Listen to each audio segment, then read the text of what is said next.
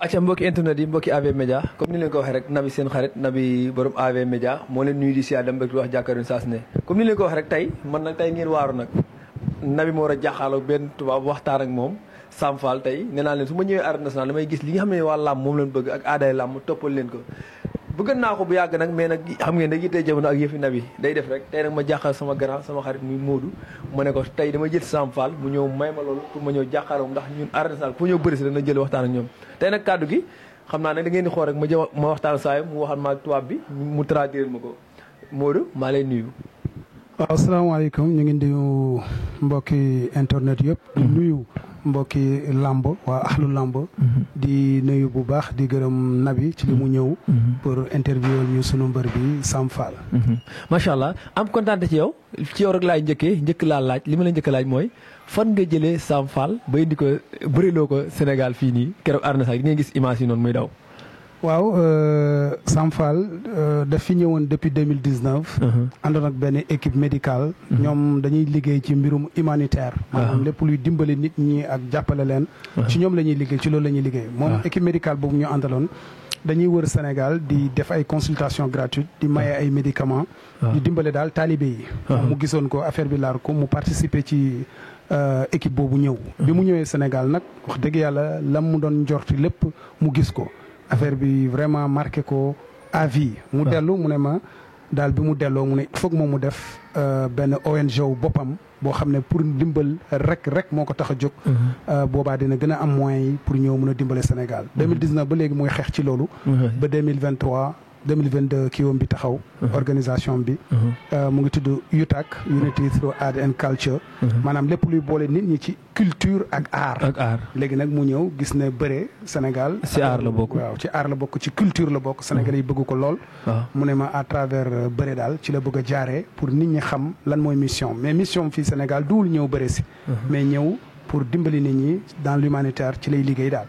léegi nag donc 2023 mu ñëw. bi mu ñëwee ñu dem stade ci combat Modou Lo ak Boy Niang. Yaawu Jaal daf ci bëre woon. mu gis daal Yaawu Jaal ni ko nit ñi fonkee. ni muy retaanloo nit ñi. ni muy féexalee xelu nit ñi loolu neex ko. mu ne ma waa ji ku ma neex la. par chance gis nga ci ndimbalul yàlla. Yaawu Jaal pare combat bi yéeg ci kaw tribune yi fekk ko fa. saafonteeg moom. ñu saafonte mu kontaan ci lool.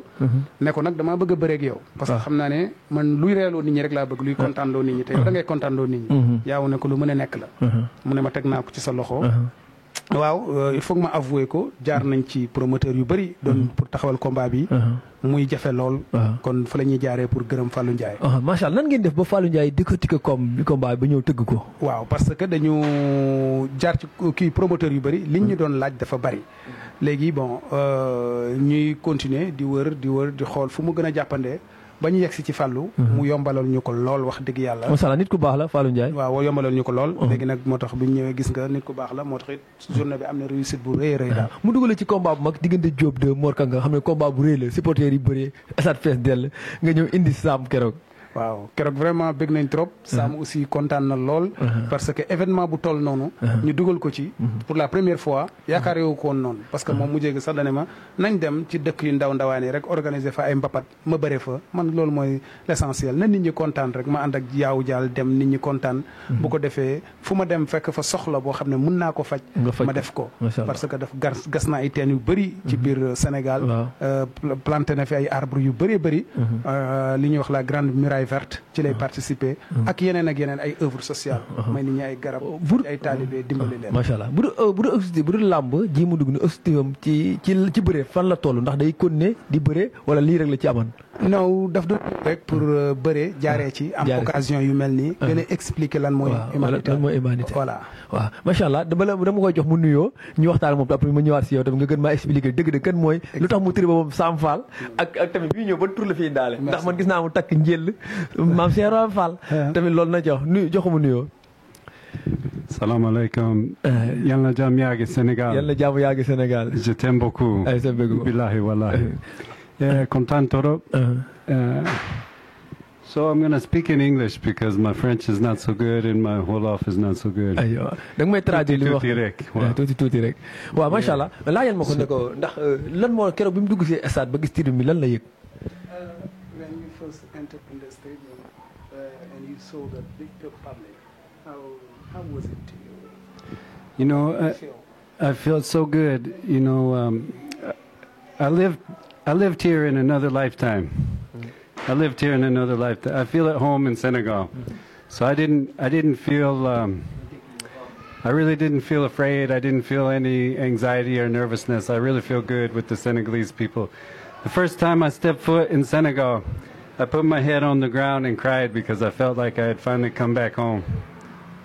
mu ne moom ba mu ñëwee daal lu dul kontante mbégte lu rëy la yëg bi mu duggee ci stade bi ñëpp jóg parce que moom dafa jàpp ne Sénégal dëkkam la dafa mel ni koo xam ne fii la dëkkoon dafay dellu siwaat nee na première fois mu teg tànkam Sénégal dafa sujjoot kontaan vraiment mel ni koo xam ne daal am na lu mu yëg daal yëg-yëg bu koy wan ne yow da ngaa dellu si fi nga jógee woon dafa mel ni fii la jógee woon dem États-Unis mu ñëw ci stade bi bu def loo xam aada suñu aada mu ñëw mel ni gënu ko ba ñu takkal ko gi defal ko nan la dundee loolu ak géew bi xam ne mu ngi koy soog a taxaw ak indi. Yes, he said that when you first entered the stadium with the grigri, you know, with the dress, the African dress, how did you feel?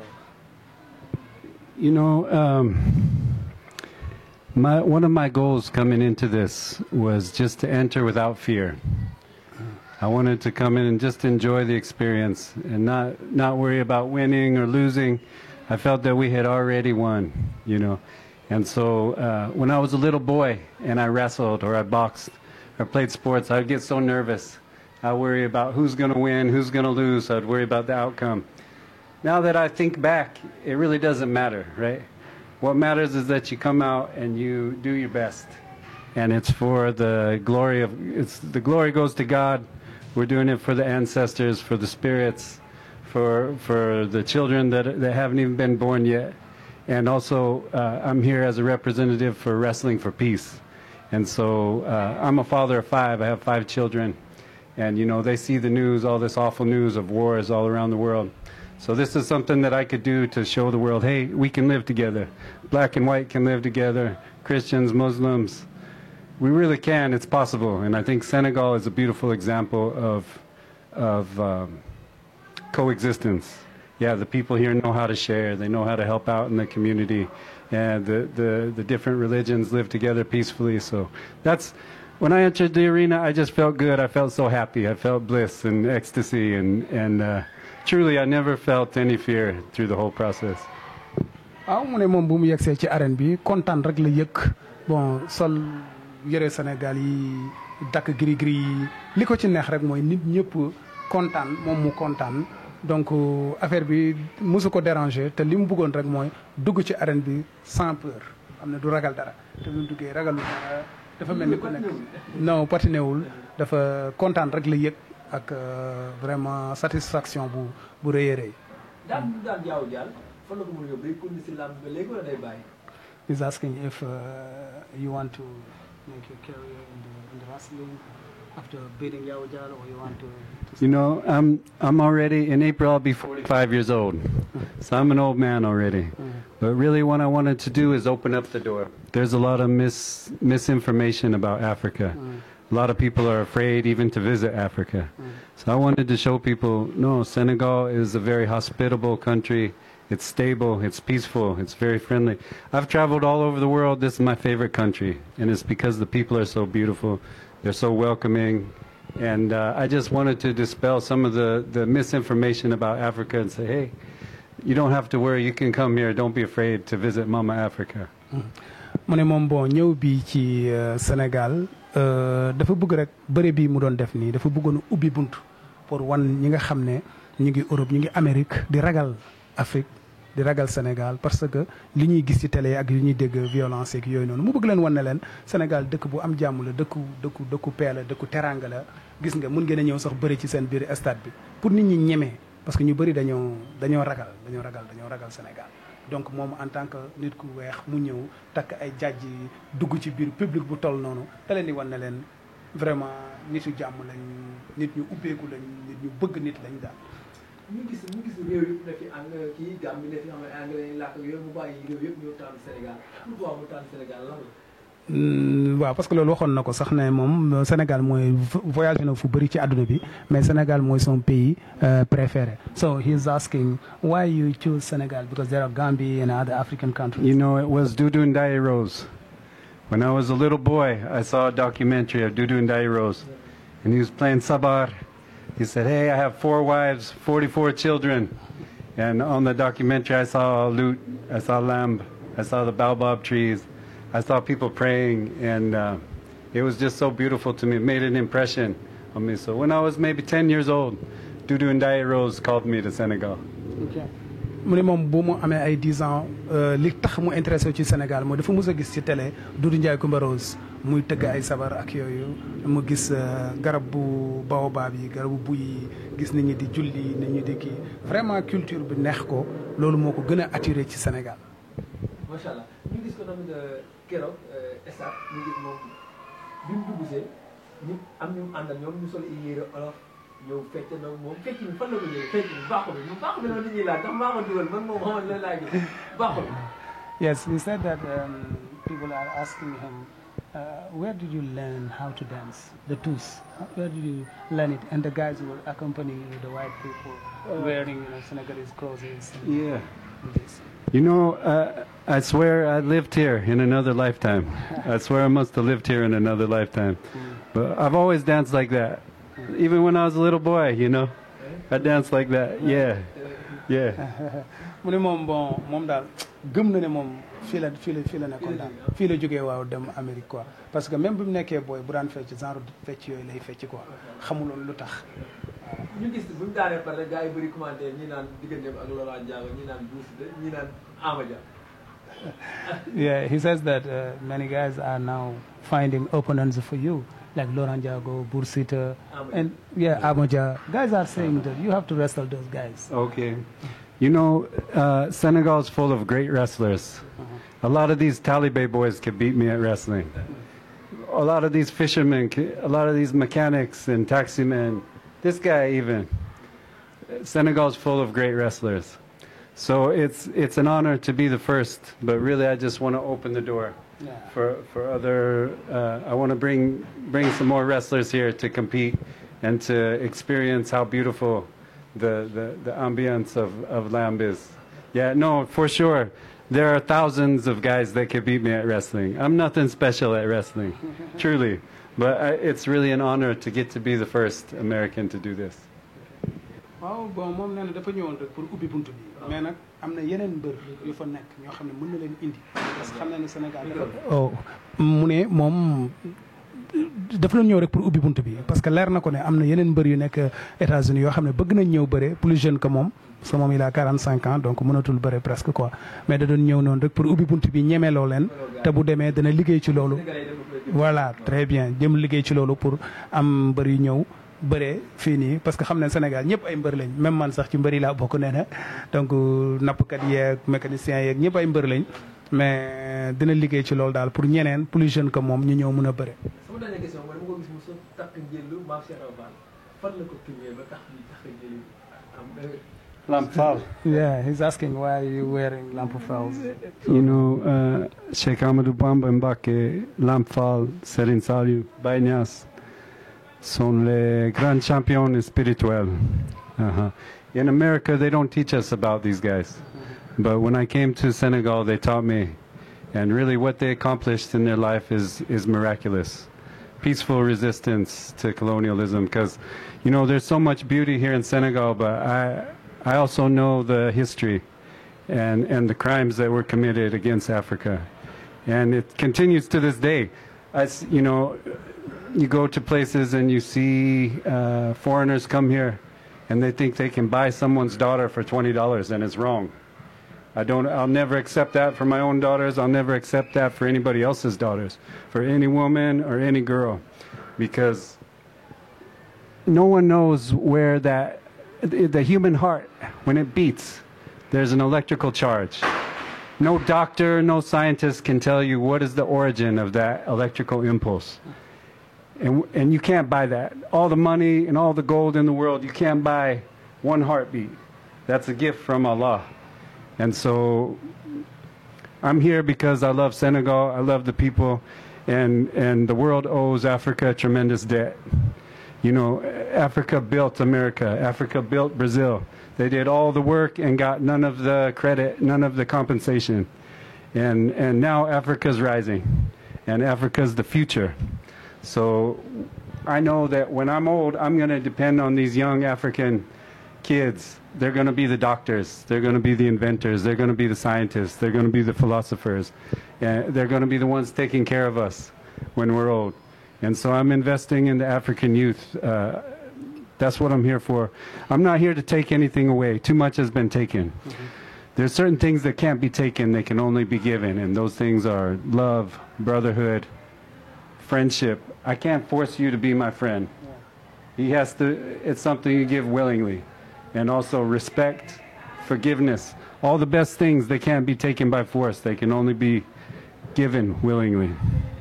ok nee na bon maam Cheikh Ibrahima Fall mi mu takk nii ak sëriñ yu mag yi nekk Sénégal yëpp mu ngi doon jàng pour xam leen parce que fële ci États-Unis ñoom duñu leen koy jàngal yeneen jàngale ñoom Mahatma Gandhi ñoom Martin Luther King yeneen gars yooyu noonu mais duñ leen jàngal ñii nekk Sénégal te liñ fi accomplir lu am solo la ci résistance pacifique parce que xam na colonialisme lu mu def fii colon yi bi ñu fi nekkee niñ leen doon nootee te loolu moom du ko accepté mukk niñ leen ñëwee jënd benn xale bu jigéen yóbbu ko moom du ko accepté pour doomam du ko accepté donc pour doomi keneen donc ñëwut fii pour jël fi dara parce que liñ fi jël dafa doy sëkk nee na Afrique ñoo tabax Amérique ñoo tabax Brésil ñoo tabax Europe ñoo tabax fépp parce que africains yi ñoo demoon ak seen loxo di ko bâtir léegi donc loolu doy na fi mu toll nii ñoom dañoo war a indi de delloo si Afrique waaye waratuñ fee jël dara donc li ko fi indi du jël mais andi moo ko fi fi andi. laaj ma ko dernière question bi mooy moom lan la moo ko gën a neex ci Sénégal ñu nan lay gis ni ay togg yi wala naan wala bii wala population bi daal. He's asking you what please. damay reprendre wala. mën nga dem. So always when I come to Senegal, the first move that I make, I go straight to Touba. I go straight to the boss. Borom Nyep, I go straight to Bamba to pray and ask for guidance in our work that we do here. Bamba. What pleases you most? What pleases me most, yes, I love Touba, I love Bamba. Second to that, I love the music. Sabar, Mbalach. This is the Mecca for music, the drumming, Samfal. The reason I chose the Nom de Guerre, Samfal, is because when people do Zikrullahi, they just remember God, and they forget their problems, they forget their troubles, they forget their sadness, they forget their worries. And so that's what I wanted to do for the people. I wanted, while they watch me wrestle, I hope they smile and laugh and forget their problems for a little while. Okay. Bon li ko gën a neex nee na moom bu ñëwee fii Sénégal li muy njëkk a def mooy day dem Touba bu demee ziare ji Bamba ba pare soog a ñëw lan moo tax mu choisir no Sam Fall bi parce que dafa gis ne nit ñi bu ñuy zikkar dañuy fàttaliku yàlla ñu fàtte seen problème yépp moo tax sax muy bëree parce que xam na ne bi mu doon bëree instant bi muy bëree nit ñaa ngi doon ree fàtte woon nañ seen problème yi seen stress yi lépp quoi loolu moo ko gën a andi Sénégal. voilà macha allah am kontaan ñu tàggoo rek kàddu gi lan la mën a wax ak Sénégal lan la mën a wax ak seen tamit. So it says your last words about Senegal, about your guys at home, yes, and yeah, and I mean your projects and everything. Okay. Senegal, Yalna Jam Yagi. I wish you everlasting peace. I really hope that the world can look at Senegal as a great example of a tolerant society, of a multicultural, multi-religious society. We need peace. Jamagun, peace is better. Jamagun, Jamagun, Jamagun, peace is so much better. And we see all this destruction and devastation in the world. And we need to look to the lives of Bamba, Lampfal, Bainyas. And we need to learn, how did these guys accomplish what they accomplished? Yeah, because otherwise, Martin Luther King said we have a choice. We can choose nonviolence or non-existence, and we're really reaching that point now. If we want, the song, we're never going to survive unless we get a little crazy. It's so important right now that we find ways to forgive each other, that we find ways to make peace. Yeah, that we find ways to honor one another and open up our minds, open up our hearts, learn from each other. It's vital. It's vital. Our future depends on it. And so I think Senegal is, it's going to be, the future of humanity is in Africa. Everyone under 20 years old right now, they're in Africa. So in 10 years, 20 years, Africa is going to be in charge, and I'm happy about that. waaw bon moom daal Sénégal daal ci moom terre de paix la d'hospitalité la jàmm la loolu moo ko ci gën a neex ci Sénégal te loolu àdduna bi yëpp war nañ ko copier ci Sénégal mooy jàmm ji fi am déggoo gi fi am dimbalante gi fi am vraiment loolu lu ko neex la daal ci Sénégal. I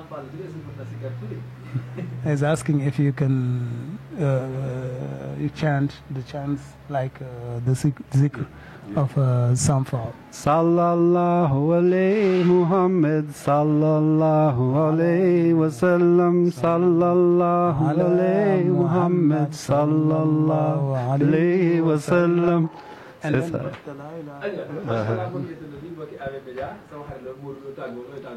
waaw xanaa rek di la gërëm bu baax a baax ci déplacement bi nga def ñëw ba fii di interviewer sunu waa ji parce que seetlu nañ ne keroog ci làmb ji aussi sites yi fa nekkoon bari nañ mais sa focus yëpp da nga ko tegoon ci tubaab bi ak culture bi lu bees li ñu andi ñoom topp ñu di ñu vraiment am nga ay images yoo xam ne presque kenn amu ko fa donc loolu lu am solo la ci moom mu ngi la ci remercier bu baax a baax ñu jaaree ci aussi gërëm gars yi jàppoon ci combat bi yëpp parce que combat bi vraiment c'était un combat sérieux pour ñun parce que gis nga ne li ñu indi noonu yëpp xam nga ne c'est africain voilà li ñu ko indil noonu am na gars yu ci jàpp ko mel ni Jean-Pierre Koumba Diouf mu ngi jógee ba Fatick moom ba ma waaj waxee combat bi bañ taxaw ci dama ko woo ne ko sa waay yow yaa xam tout ce qui est mystique lu jëm ci làmb seen culture la donc teg nañ ko ci sa loxo mu jaral ko lu nekk mu dugg ci àll Fatick bi fu nekk mu dugg fa wuti ay galaaj yoo xam ne nee na ma daal moom seetlu na ne ba mu ko gëjee wuti yàgg na dem na ci ay lieux yoo xam ne sax mosu fa woon dem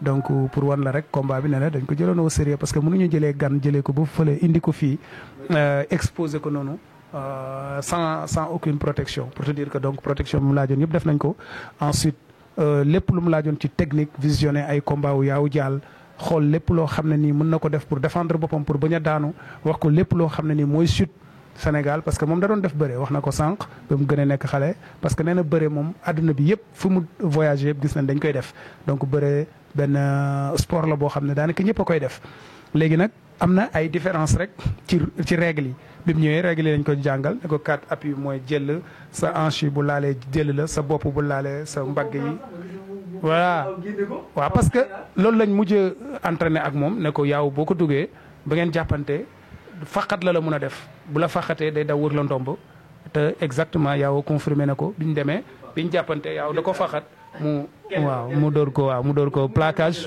mu daanu waaw mu dóor ko plaquage mu daanu donc loolu lu ñu entraîné woon la balaa ngay dem mun naa la jox vidéo bi nga xool dañ doon dugg ci salle bi di entraîné ak moom yàlla def ne liñ ko laajoon rek ñun mooy booy ñëw indil doole ëppal doole yaaw boo ko ëppee doole rek da nga ko daan te bi mu ñëwee sunu xel dafa dal ñun ñëpp avant combat bi xëy na ñu ko xamul jàpp nañ ne tubaab bi dañ koy daan facilement mais ñun xamoon nañ ne day daan balaa ñuy dem. macha allah loolu lay jox ci yéen ne la. muy ñëwaat wala muy ñëwaat dama lay gàttandu. incha allah waaw yow maa ngi ñoo xam léegi. jërëjëf One more thing, Lauren Salazar, I love you. Kalila, Razaya, Zenaida, Leon, Desmond, mes enfants, my children, I love you so much. I'll see you soon. mu da doon nuyu jabaram doomam yi parce que moom père de famille la am na juróomi doom ñu ngi foofu mu leen doon nuyu ñoom ñëpp di leen wax ne bëgg na leen fonk na leen. Wyoming, New Mexico, I love you. Colorado, what's up? gaa yëpp la nuyu jërëjëf.